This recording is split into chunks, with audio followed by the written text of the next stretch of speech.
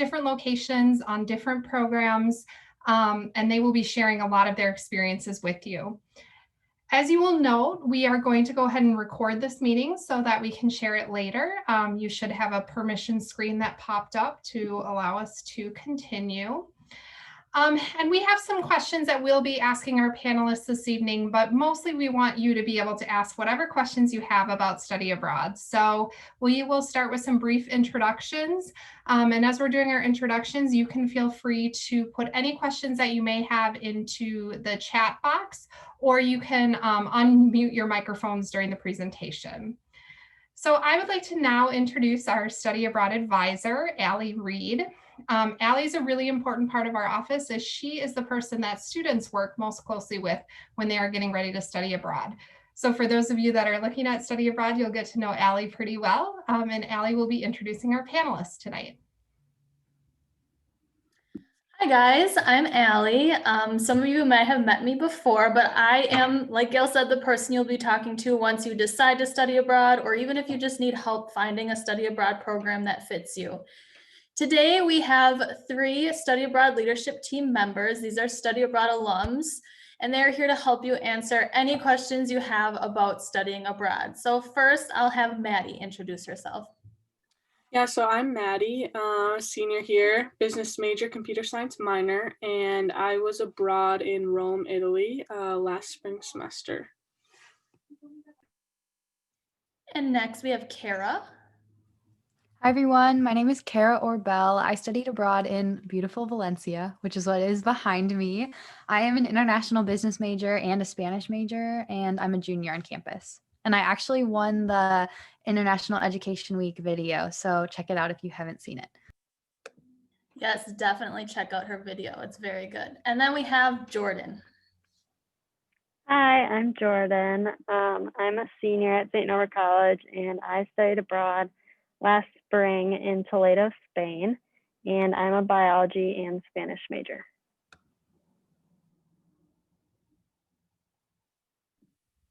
Great. So as we get started today, I think we'll start by asking our students to just chat a little bit about, we have over 60 study abroad programs to choose from. So there's a lot of options. So if our presenters could just start by talking about how they chose which program that they ultimately studied abroad on. And Kara, do you want to go first? Yeah, I can go first. So my story's a little bit funny. I wanted to find a place that I could actually surf. And I thought there was surfing in Valencia, but there was no surfing.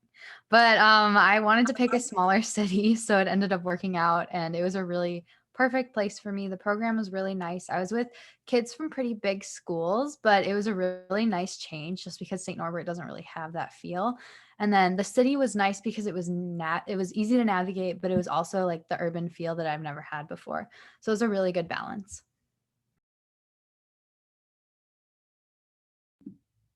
Thanks. Jordan, do you want to take the next one? Sure, I can go. Well, I studied in Toledo, and I think a lot of my reasons were similar to Kara's. I picked Toledo mainly because it's a smaller city in Spain, which is something I wanted, because being like 4,000 miles from home was scary enough. So I thought being in a city that was a little smaller and having a school a little bit more like St. Norbert would feel more like home to me. And I chose Spain because I had actually been to Spain before, and I just absolutely loved it, and I knew I wanted to see more of it. So I picked Rome because I just wanted somewhere that was central and that I could travel to a lot of other countries like easy. And there's just a lot of cool things to see in Italy too. So that's why I picked Rome.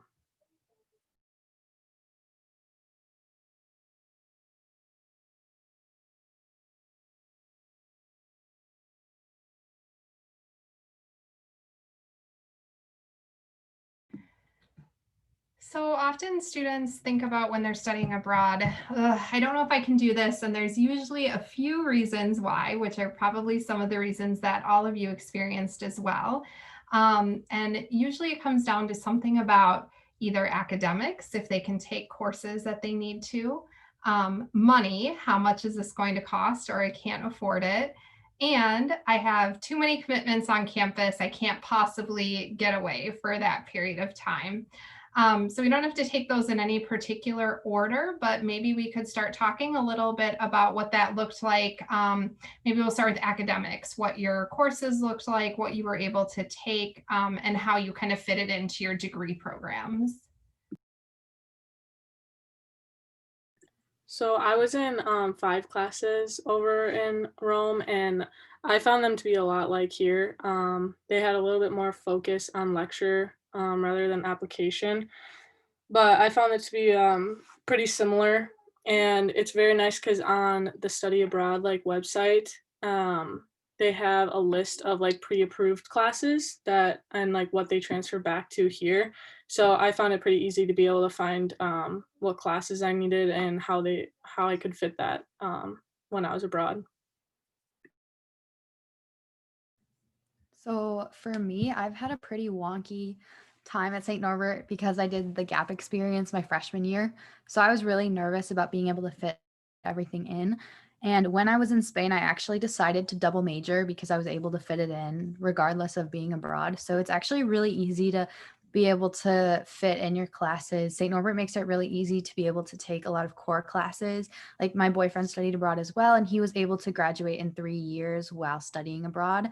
So it's really easy, depending on your major, for Spanish and international business, it's pretty easy to be able to fit it in, and you can take core classes and be able to do that way too. Yeah, I think St. Norbert does a really good job of allowing for students to study abroad because being a biology major, a lot of people like struggle to be able to fit in all those classes while staying abroad just because bio classes aren't as common that you can take abroad. So while I was abroad, I actually didn't take a single biology class. However, I was able to get a lot of the core classes done that I needed anyways. And then I also did decide to double major while I was in Spain as well, just because I was getting all those classes I needed for a major as well. So it just kind of worked out.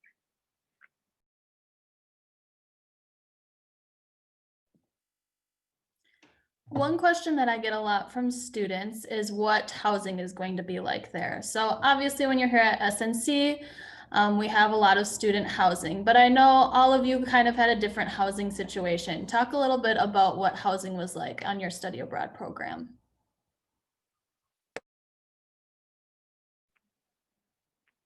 I can go first. So when I was in Spain, I stayed with a host family, which I was kind of nervous about at first, just because I didn't know how well it was going to go since my family spoke all Spanish, and so then I would have to be communicating in all Spanish as well. So that was a little nerve-wracking, but it ended up being like one of the best things about being abroad, just like building those relationships and like seeing how they actually live in the home in a different culture. But something that was unique about my program is that they also had like a dorm like you could stay in as well. So like some students were staying in like a dorm instead of a host family. I think St. Norbert encourages students to do the host family, and I would encourage them to do that as well.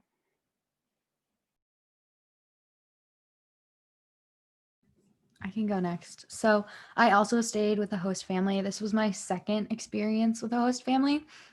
And being in Spain, it was a lot different from my first experience. I was actually with another student from the US and then a little Spanish lady who was really nice. And it was a fun experience. I would say that if you want to be with other people, request to have another student in the house with you. I know that helped me a lot just because if there was I could like contact her or talk to her, and I always had someone to relate to, especially because I was the only St. Norbert student in my program. So it was really helpful to have someone, but host families are definitely really fun, and it was a really good way to see the culture and practice my Spanish. I did not live with a host family. I lived in an apartment that was, I don't know, like less than a mile away from campus. So that was really nice. And then at John Cabot, you go through SAI. So we had like representative people that we would talk to on campus. So, I mean, it was pretty much like here, they dealt with a landlord and like they got us our sheets and blankets and things like that and pillows and everything we needed. So it was really nice. Great.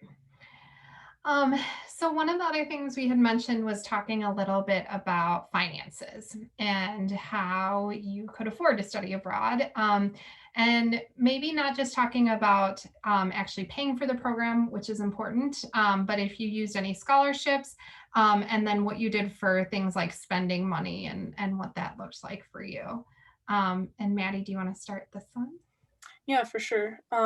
So St. Nord makes it really easy. I mean, you pay on Nightline the same way if you were here. And all my scholarships that normally apply while I'm at, like when I'm here, applied when I was abroad.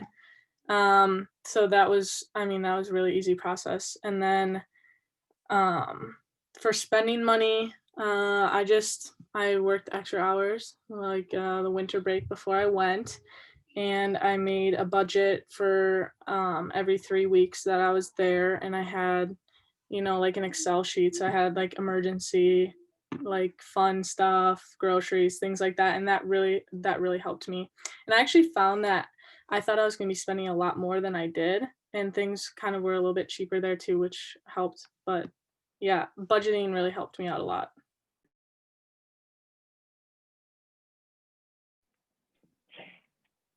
Um, so for me, yeah, I really like that.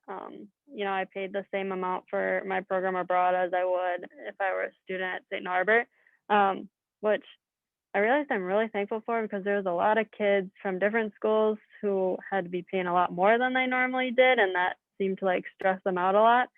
So it was kind of nice to be like, oh, well, I'm just paying the same amount. So it didn't really matter if I chose to stay abroad or to stay on campus. So that was a good thing. I definitely did budget before I left to kind of gave myself like a number to stay under for the semester and making sure that I like prioritize like things that I really want to do and that I was spending my money on those things. My program, like a lot of things were included because I was with a host family. So I paid like money for food like up front instead of like buying my own groceries every week. When I paid for food up front, I just knew my host family had to give me dinner and like breakfast every night. And then at school, I knew that they were going to be giving me lunch and stuff. So I didn't have to do quite as much budgeting probably as Madison did. Yeah, every program is going to be different. So maybe choosing one, like if you know you're not really good at budgeting and you think you might find yourself spending a lot more than you want to, then maybe go with a program that is more like mine and that the food's already paid for up front or something. Yeah, I definitely agree with Jordan. It was a lot easier being in Spain because we had the host family, so they made a lot of our meals. I was one of the fortunate COVID kids, so I actually had a ton of money left over when I left because I did so good at budgeting. So it's not that bad. Like I had a part-time job the summer before I left, and I went in the spring, and I still had plenty of money saved. I think I saved around $5,000, and it was fine for me. Like you definitely have to budget traveling, but if you like find the cheap airlines, you can do pretty much anything. Like my best tip is I recommend buying at grocery stores because they're really cheap in Europe. And then also don't buy every single like trinket or like t-shirt you can. You can wait until the end and then buy it then because you don't really need to buy everything. And that helped me out a lot. Thanks, guys. And speaking of COVID, for those of you who do not know, these lovely ladies had the unfortunate experience of being abroad during COVID. So to go along with that, how well were you prepared for health and safety for your study abroad program? And what happened when COVID hit and how was that handled in your program? Well, so I was in Rome, and Italy was like where COVID started. So we were actually the people in Rome and Florence were the first people to be called home. Um, and at first it was kind of weird because just hearing like everybody there talk about it, it was like they were like, "This is not a big deal" and everything. So I was like, "We're fine. Like we're not gonna be sent home or anything." And then we ended up getting a call. I don't remember the day, but early March that we had to come home. And It was nice. I went through a travel agency for my plane tickets, so they were able to just switch my flight for like no extra charge. So that was nice. Um, but yeah, I mean, it sucked, but it was what it was. And obviously, like looking back, I'm glad that we came home and weren't stuck there during lockdown. So I can go next. So I was in Valencia at the time, and I'm really grateful for St. Norbert throughout my experience. I know a lot of the people in the bigger schools really struggled when COVID hit, and even at the beginning of their programs with like class stuff, because they really couldn't get a hold of their advisors or anything. So St. Norbert was always there if I needed them, especially during COVID. And I think I was the first person to leave my program, which was really hard, but I was constantly talking to Gail. They were really helpful, and I'm so grateful for going to this school. Like, if there's ever any emergency, they will contact you, they will help you through it more than I think any other school would. So I was really grateful for my experience. And then I got home safe pretty early, but I'm really grateful for when I left when I did. Yeah, I'd say a lot of the things, same things that Kara did. I think I was also probably one of the first people to come home from my program. A lot of people in the bigger schools, yeah, didn't have the same communication with their study abroad program back at home. So I thought they were a lot more like in the dark, so to say, of not really knowing what the situation was like compared to me. And so I felt like I was able to work with St. Norbert really well to make a decision that was right for me and coming home earlier. And I am glad that I came home when I did, because when everyone had to get sent home, I was already at home and everyone else back there was struggling to get plane tickets. And I think St. Norbert actually was covered the cost to change my flight back home, which was really nice too. I appreciated that. Yeah, definitely one of those things that, so much stress and a really unexpected change of plans for all of you. So, we definitely appreciate your ability to adapt and make it work. And we are just looking forward to getting ready to send students back out again, definitely. So, yeah. So some of you have mentioned a little bit about other students on your programs, people from other schools. Can you talk a little bit about how you made friends, either from St. Norbert or on your program? Who was on your program? So were you with students from the host country or students from the US? And kind of what your classroom space looked like in terms of other students, friends, all of that. And Jordan, do you want to go first on this one? Sure. So I think there was about maybe like 4 other people, I think, from St. Norbert who joined me in Toledo. So that was really nice because I already knew some of the people, and I was actually able to coordinate a flight with the St. Norbert kids over to Spain, so I wasn't alone, which was nice. And then once I got there, there was students from, I think, University of Minnesota, Notre Dame. There was some from Puerto Rico actually as well, which was kind of cool. And then I think some smaller schools maybe out east. But I think St. Norbert was one of the like smaller schools. So there wasn't too many of us from there. But my school is kind of unique in Toledo. The school is like only for study abroad students. So in my classes, I didn't have like native Spanish students. So everyone like was studying abroad. And so that was kind of nice because we were all kind of like in the same boat, so to say, of adjusting to a new culture together. So I thought it was really easy to make friends just because like we had so many like things in common. And the classes were pretty small. I'd say that they're very similar to like the size we have here at St. Norbert. I think like my smallest class was probably like 12 students and the largest was maybe like 25 students. So it was very comparable to like a classroom that I would have at St. Norbert. And I thought the classes overall were very similar. Like my Spanish classes at St. Norbert were similar to them in Toledo. Everything was taught in Spanish because we had Spanish professors. But all the professors like understood that we're all not native Spanish speakers.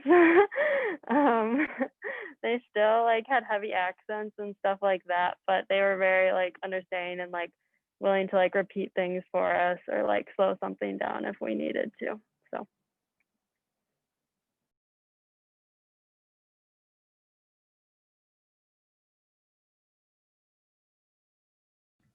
I can go next. Yeah, I had a pretty similar situation. I was the only kid from St. Norbert, so I kind of had to make friends, which was fun because I got to kind of reach out to many different friend groups. We had primarily three different main schools. So we had kids from University of Virginia, which is what the program was through. We had kids from Penn State and then Michigan State. So it's kind of fun because we were all from like different parts of the US. And it was definitely, there were like some cliques, but it was really nice to just get to be able to meet people. And it really was not that hard to meet people if you just kind of put your name out, was like, hey. So it was fun. Class was very similar to Jordan's, where it was a US school, which I kind of wish we could have had like some native Spanish speakers, but they made a really good effort to make us go to like intercambios and places where we could meet different students. And we were right next to I think it's University of Valencia, but we were right next to the big university. So it was really nice. And yeah, classes were really cool. I got to take fun Spanish classes, and I'd never had a native Spanish speaker be my teacher before. So that was a really big change, but it was pretty easy to pick up. And yeah, if you go through the curriculum at St. Norbert, you'll be plenty prepared for the classes in Spain. So it's really good. So John Cabot is actually American University, so all the classes were taught in English, which was really nice. And I lived with 5 other girls, and one girl I actually went with from here, one of my friends from here. So that was really nice to have someone there with me. And then I lived with 4 other girls, and they were all just from around the US. 2 were from Texas, and then one was from here, and then one was, I can't remember where the other ones were from, Washington and Colorado, I think. So I think the biggest way that I made friends was we had orientation in the beginning. So that was nice to meet a lot of people. And I found it really easy to make friends just because everyone's kind of in the same boat, since most people were studying abroad and everyone is wanting to make friends and looking for those connections. So I found that pretty easy. And then classes, just like they said, very medium-sized classes, a lot like here. So that was nice. Are any of you still in touch with friends that you made while you were abroad? Yeah, very cool. It's always neat to have like a shared experience, well, especially your experience, but a shared experience that, will always bind you with people, even if they're really far, either in the States or, still abroad, something like that too. So that's pretty cool. Definitely, I would agree. I still talk to people that I met during my study abroad, and I got to visit them last summer. So it's really awesome to build those friends, all over the world. All right, let's talk about some challenges now. So a lot of students, study abroad is a huge impact in their life, and it's really easy to look back on it with nostalgia, but it's not all good times and, great memories. Sometimes there's going to be a lot of challenges that you'll run into. So tell us about one of your biggest challenges that you confronted in your study abroad and how you overcame it.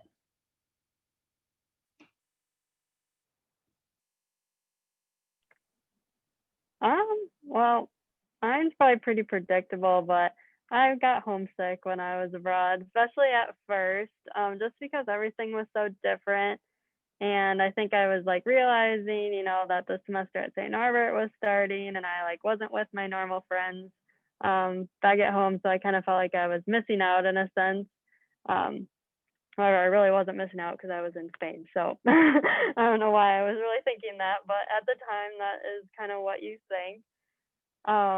Yeah, just like missing my family in general. And I think I mainly got over it just by like making sure I kept myself busy. So like doing the excursions that our program provided for us on the weekend, making sure that I wasn't just like sitting in my room alone or something.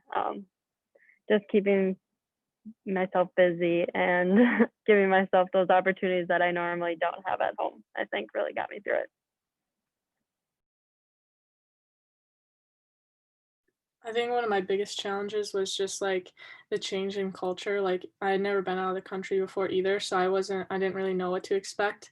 And just, I mean, Rome is huge, so there's a ton of people there, and that was really scary. And like the language barrier was really scary. I think how I like worked through that was just like making a routine, going to school, figuring like going to the grocery store, figuring out how to do that because the grocery store is kind of scary. So just being able to like go through those things and figure out how they work. And yeah, I mean, I was surprised at how quickly Rome felt like home. So My biggest challenge is a story. It happened in 2 days. So when you're studying abroad, you want to make pretty big decisions. And so I decided to get my ear pierced, and it still has not healed to this day. And the day after I got my ear pierced, I failed my first quiz, ended up crying in front of a Spanish professor who didn't speak any English, and I had to cry in Spanish to him about how I failed my first quiz and I was having a bad day. So not every day is good, but I definitely overcame that, and now I can look back and laugh. Definitely showing some resilience there. That's good. Yeah. So everybody says study abroad is a life-changing thing, right? You should study abroad because it will change your life. But what does that actually mean? And you all aren't super far out from your study abroad experiences yet, but if you had to pinpoint a couple of things that have changed in your life as a result of study abroad, and whether that be maybe new skills that you've learned or just the way your life has changed in terms of how you live. Could you talk a little bit about that and what life changing has meant for you in terms of study abroad?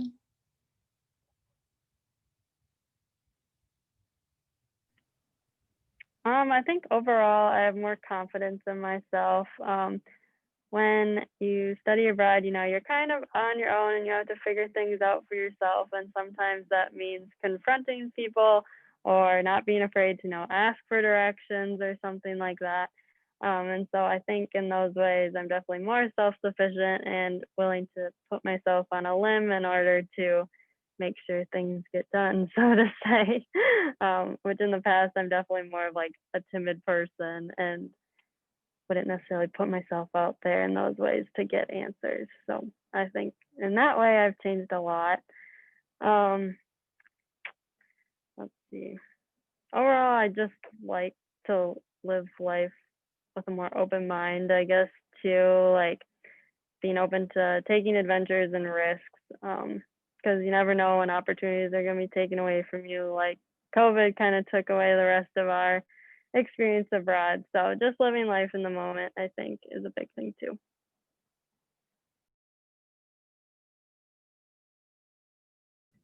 I can go next. Before I studied abroad, I actually started my own podcast. And so that's kind of been a major life changer because I kind of changed my career, sort of like intern at a podcast. And it's kind of been a thing that I've just loved since I studied abroad. And then also my cooking has improved so much. I know these are pretty superficial, but I've learned so much about Spanish cooking, which has been something I didn't think I would bring home, but I really loved having that here and just kind of coping with leaving early by cooking. I would say mine are very similar to Jordan's. I'm a pretty introverted person, so I feel like going abroad and like proving to myself that I can go to a new place and be self-sufficient and make those new connections has helped me be more confident and just able to come out of my shell a little bit more. Um, yeah, I think specifically with COVID too, like it helped me know that I can adapt to situations and that even though it might seem life shattering in the moment, it's not, and be able to get through it. Um, so yeah, I feel like it's just helped me in those aspects the most.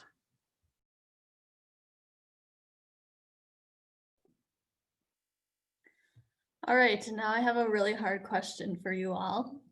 What was your favorite part about your experience abroad? So I'll give you a little bit. It could be anything. It could be food or people or a very specific trip. But what was your favorite part if you had to pick one? And I'll have Kara go. My favorite part was actually right after I found out I was leaving for home. I just turned 21, I think the day after I bought my plane ticket to go home. So I was devastated.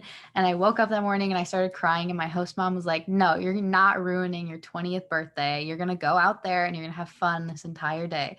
So I went out, and it was right before a big festival before social distancing. So we went to this big festival in the middle of the day. My host mom made paella, and then we just kind of sat around and had a really great day. And they, even though it was kind of a crappy situation, I kind of just tried to embrace every moment and soak it all in before I left. So it was definitely my favorite memory.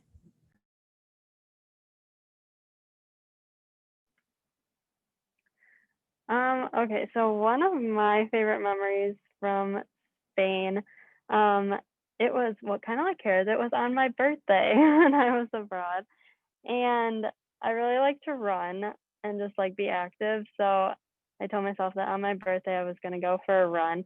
And so Toledo is this like beautiful city. It's kind of like just like this floating city. Like it's up on this huge hill and it's like super old. So there's like all these like walls kind of around the city. And so you have to like climb down all these steep steps to kind of get outside of the city walls. And so outside of that is like a really nice running trail, kind of through like the country. And so I went and did that run, and it was just like so peaceful, and like just being able to see like the city in the background. I kind of just like stopped and was like, I'm in Spain. Like, what is life? Like one of those kind of moments that you have. And something else that kind of just lit up my day was like they just like have these sheep that just like wander around, and on my run like one like came like right up next to me. I was like, oh my gosh, this is so cool. This doesn't happen back home. So that was one of my favorite moments.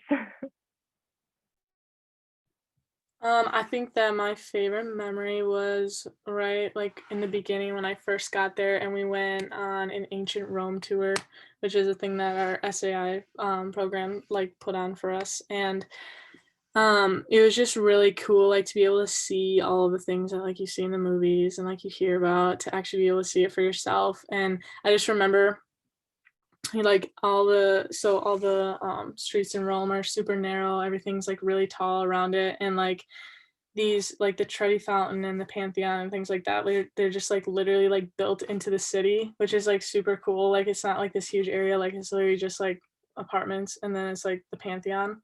And that was like one of my favorite moments, is like we're just walking down the street on the ancient Rome tour and we turn the corner and there's like the Pantheon is like right there in front of your face, and it's just like so surreal. Yeah, I bet thinking about that now, it's just like you were probably living in a dream to go back and think. So you've talked about a little bit, some of you have traveled before, maybe quite a bit. Some of you never really traveled prior to studying abroad. Can you talk a little bit about preparations that went into getting abroad, kind of orientation type things, what information you got from us or your program, if you felt like you were ready to get on that plane, and what that looked like? And Maddie, I know you mentioned earlier this was your first time out of the country, so maybe I could start with you on this one. Yeah, sure. So, I didn't have like a passport or anything before, since I never left the country, so I had to go through that. I mean, it was a lot of paperwork. Um, like we had to go to, I don't know if it's for every program, but we had to go to Milwaukee to like get the sheet signed. And so we had to go there for like literally 20 minutes to get the one thing signed.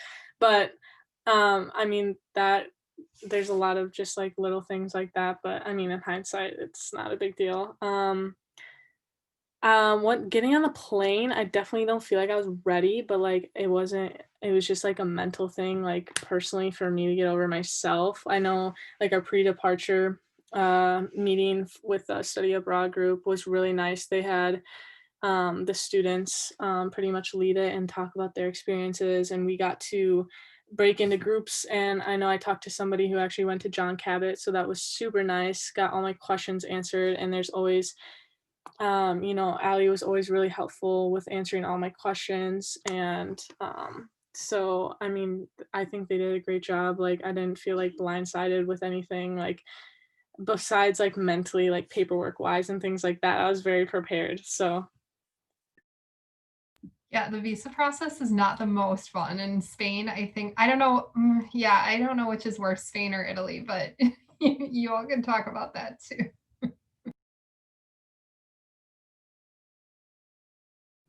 I can go next. Yeah, the visa process is not that fun. At the visa place, they almost lost my passport when my mom was picking it up. So it was kind of scary, but everything is figured out and it works out. Everyone I've heard from, it always works out. So no matter what, just get it done early and it'll be done. But I think prepping, I tried to be as prepared as possible. But even though you like prep and stuff, which I totally recommend, you're not going to be 100% ready. There's still going to be like surprises. And that's kind of the fun part about studying abroad because you still kind of have culture shock, even if you've been to Europe before or you have like crazy things happen. But it always gets worked out, so just keep that in mind. And it's a fun experience. Like looking back, if we had any hiccups, you always think back and laugh at it. So yeah. Okay, so I have actually been to Europe 2 times before I studied abroad. However, I still did have like culture shock when I got there. I thought I would be prepared, but wasn't prepared, I guess. um, so I don't know if you ever really get over that or not. But um, so University of Minnesota is who my program was through, and so it was actually really nice because they did a lot of the visa stuff for me.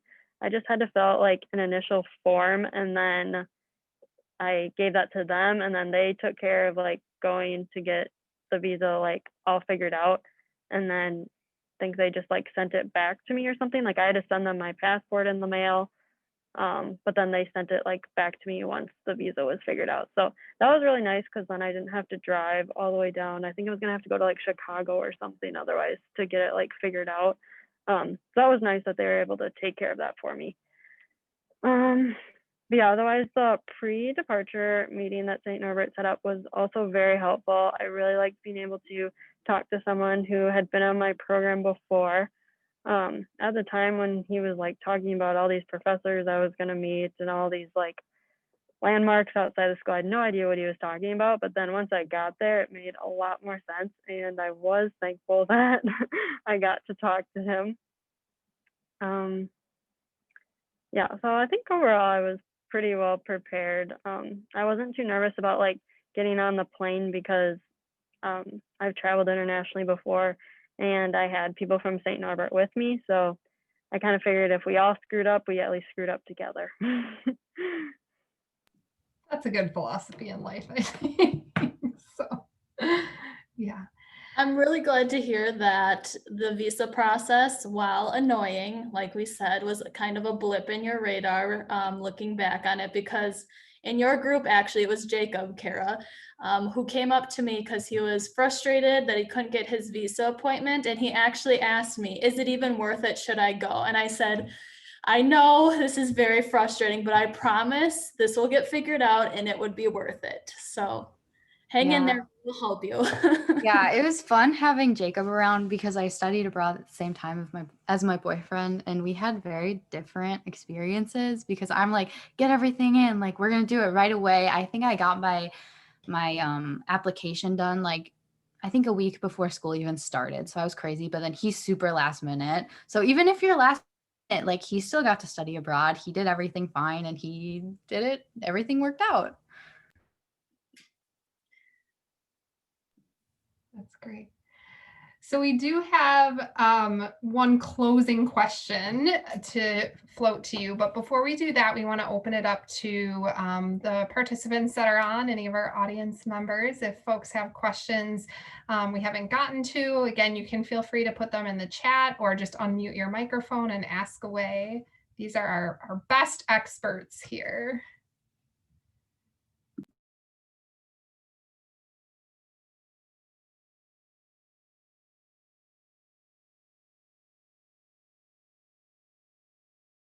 This is a great question. So how do the grades transfer back to SNC? Is the grading scale the same? For me, it was pass fail. So it was just, I think if you get S&C equivalent C or higher, you got it transferred back as a pass. That's Otherwise, right. it was a fail. So Yep, and that's true of all of our programs. So you just have to earn the equivalent of a C or better, and then it will transfer back. And we modify the grading scale to be equal to what it would be at the institution you're taking. So for instance, if you studied abroad in Ireland, something like a 65% is like the equivalent of a C. So we take that into account when we're transferring the grades back as well. Oh, this is a good question too. Since most of the classes only give you 3 transfer credits instead of 4, does that put you behind on credits? Were any of you behind, or how did you account for that? I think I just took like an extra class than I would have at St. Norbert. So normally at St. Norbert, like a full course load would be like 4 classes because they're each 4 credits. So then in Spain, since the classes there were 3 credits, I took 5 classes when I was over there. But it's nice because like for a core class to be like fulfilled here, even though I'm taking a 3 credit class in Spain, like it still counts as if I was taking a 4 credit class for a core here. So you're really not like missing out in any sense, I guess. And I found like, even though I was taking 5 classes abroad, like the workload was still like manageable compared to SNC. Like it didn't feel like I was doing more work than if I was at SNC, even though I was in more classes. Oh, good. So I just wanted to emphasize that is that you only need 3 credits to fulfill a particular requirement. So when you do take 5 courses like that, often you can actually get ahead by 1 course than what you would normally do for a semester. So it can actually be an advantage to you too. And I think a couple of you mentioned this as well, but in terms of courses and credits that count, if you're taking your courses in Spanish and say you take like a marketing course that's taught in Spanish, you can often use that requirement as a Spanish requirement and the marketing course or business requirements. So sometimes you can knock out a couple of different requirements with 1 course. So there's a lot of ways that studying abroad can actually put you ahead a little bit further as opposed to holding back on some of your courses. So you have another question. If you do decide to go with friends, will you all room together? And what does that look like? you can if you want, but you don't have to. So I chose to live with one of my friends that I went with. So we did live together, but you don't have to. But you can ask them to if you want. So it's really nice.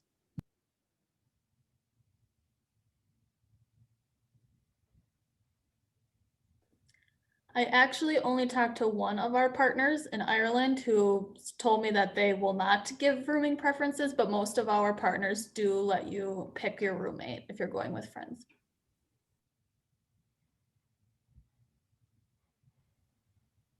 In Spain, I was with a host family and we didn't have like more than 1 student per family. But I still saw my friends at school all the time, and Toledo is so small that I was like able to go over to one of my friends' host family's houses just by like hopping on the bus because we all kind of live like close together anyways because Toledo's pretty small. So you still see your friends even if you're not living with them.